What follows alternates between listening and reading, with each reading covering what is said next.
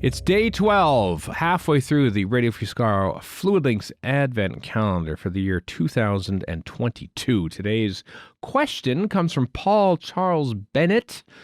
How much of Doctor Who's appeal lies in its quintessential Britishness? Britishness. A lot. I think it's a lot for me. I think Way, yeah. especially certain eras. Like, could you imagine the Pertwee era without like all the government red tape nonsense? I know. The accents, obviously. I mean, I think my fascination with the UK, obviously, I think probably for all of us, starts with Doctor Who. We were like, whoa, totally. you know, they speak different over there. But A also, different accent. the reason I started watching is because it was a completely different kind of show. Like British shows, appearances aside, they're just made differently and they feel different, and they still kind of feel different than American stuff, honestly, to this day. So that's where there's a reason there's a streaming service called BritBox, because people prefer or also enjoy the British way of telling these stories. Yeah. What is so different about it? What is so different about British TV? This is mostly me asking myself, because I've been trying to figure this out for the past 40 years, that I enjoy so much more than American TV. There's a certain sensibility, you know? What is it, though? This isn't a hard and fast rule, but American stuff, especially older American stuff, goes by a certain formula, and British stuff doesn't. Brits have a different way, much like Canadians have. They're the ones observing the Americans and not doing that, as opposed to the Americans just kind of. American dramas like this too. It just kind of barrels through and does its thing, and we like that a lot of the time. I'm not criticizing American TV that does that, but it is a certain approach to the material that kind of connotes the national attitude.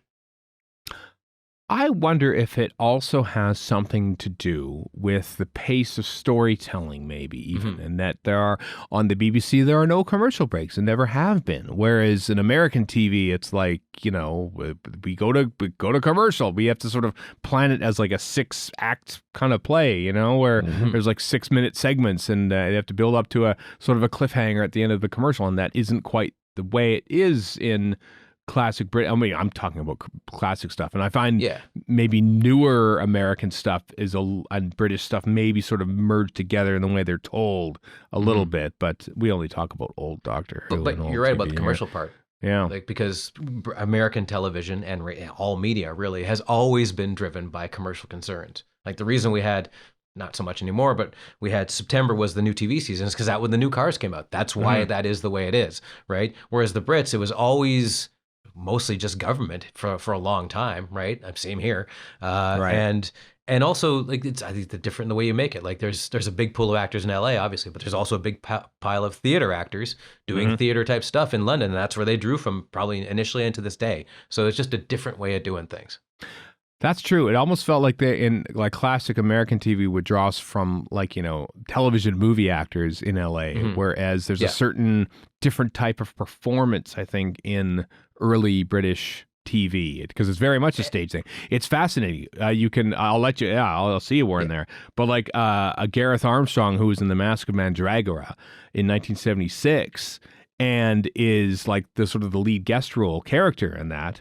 That's his first TV. He'd been in theater for like years up until that, but this is his first TV in 1976. And this is about movies, but it references your favorite era of movies. One of the reasons that movies were different in the early 70s is they brought a lot of New York actors in who were theater actors, right? And so that's why the tone of movies changed a bit, because they had a much different set of people that you didn't really see a whole lot. You saw a few of them, like Paul Newman and a few other people kind of came from New York, but there was a big influx of new ones, Scorsese movies for one, but a lot of other movies too. And that just kind of became more of a thing. So it changed the tone a bit. And England's kind of like that too. Yeah. Yeah, Chris, you like the Britishness of it from just being British, or like where do you fall on the Britishness of Doctor Who and how it appeals to you? I enjoy the Britishness. Yeah, I mean, I don't know why.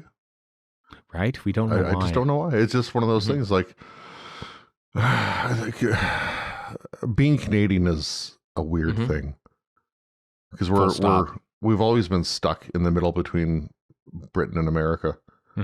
And it's we tend to kind of grab onto both with both hands somehow, And I don't know, Doctor Who was one of the, like, because I think back to being young, and like the British stuff I would grab onto would be Doctor Who and Python and stuff like that. And Faulty Towers, that sort of thing. It would just I just glommed onto it and just enjoyed it. And I don't know, I mean, it's to talk about things like Faulty Towers or Python, like the sense of humor is just so radically different, and it's so stark compared to American stuff, and just so it's just weird. It is literally weird compared to what we might get from the States, or even like just Canadian stuff growing up, like Smith and Smith, Wayne and Schuster. Wow. Apologies, Watered rest down of the world, Americana. for those references. Yep. Like Wayne and Schuster are both American, but they were still Canadian somehow. Right. Or even like watching, like, what the hell is the name? I forget the name of the show. Like, there's a show with Don Adams playing like the manager of a grocery store. Oh yeah. I remember. He Check It Out or something. No, it wasn't Check It Out. It was something like that. But I remember Check It Out might be right. Check It Out might be Check It Out. Don Adams, like quintessentially American, but in that show, you wouldn't know he wasn't Canadian because everything else about it was so Canadian, including the cheapness, and especially the cheapness. But yeah, I don't know. It's just it's just I guess it's just so nice to see something that wasn't American as a kid to just grab onto. Also, we're old enough that at the time, like in the 70s and 80s, Canada was a little more, it drew from its British influences more than it does now. It wasn't as multicultural for one thing. So it was I'm not saying this is a good or a bad thing. It just was the way it was. Maybe younger people could say otherwise, but at the time, there was Marks and Spencer stores. Like I remember when at Southgate Mall in Edmonton, you could just walk into Marks and Spencer and buy British stuff, right? Because a lot of Brits came over here. But or one of your favorites to mention, like the migration from radio to TV, like listening to Air Farce on CBC Radio on Sunday mornings. Yeah. Like, Radio drama, which we had for a long time. Yeah. Yeah. It's very much a British thing. I think when I was growing up, this is the fact that I'm trying to wrestle with for most of my life, is that for some reason I thought that classic Star Trek was too cheesy. But how dare you? Doctor Who, classic Doctor Who, for some reason was not. And yet, then I saw a bit of the Star Lost on a Sunday afternoon, which technically looks a lot like cheesy Doctor Who, but it was a little too cheesy for me. And I have been wrestling with how none of that makes sense, basically, ever since.